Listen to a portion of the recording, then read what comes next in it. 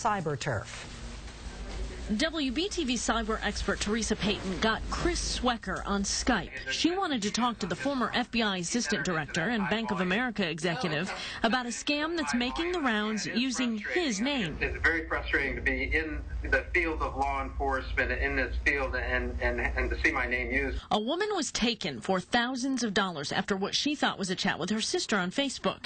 The scam artist behind it hacked into her sister's account, learned enough about the woman to carry on a conversation, even had her picture, and encouraged her to apply for a government grant. She just had to wire a fee. Anytime someone offers you something free, but first you got to send them some money, that's a scam.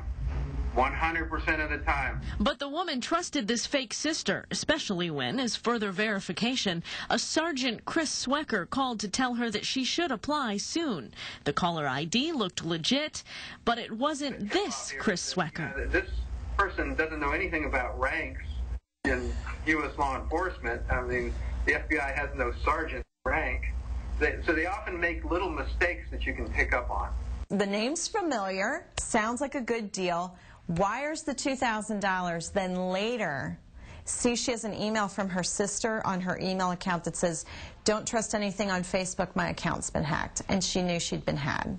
Teresa says anytime an offer like this comes your way, trust but verify. Pick up the phone, call the person, or at the very least, wait 24 hours before making a decision. Which is why just slow down.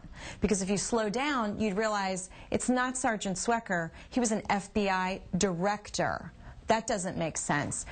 You could do a quick Google search and see if there's a grant. Chances are, she says, the search would come back telling you it's a scam. Kristen Miranda, WBTV, on your side. And speaking of Google searches, our word of the week, Google Anonymous. You may not realize it, but when you do a Google search, it collects the date and time you searched, your IP address, and your search terms, and stores them in a database forever.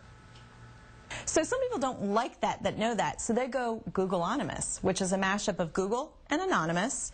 And basically, they're doing one of two things. They're either using your computer instead, so the search terms are attached to your IP address, which is interesting, or you can use what's called a proxy server. So you can actually send your search term, and behind the scenes, it goes to another computer, which is called a proxy server, and then that IP address gets attached to the Google search.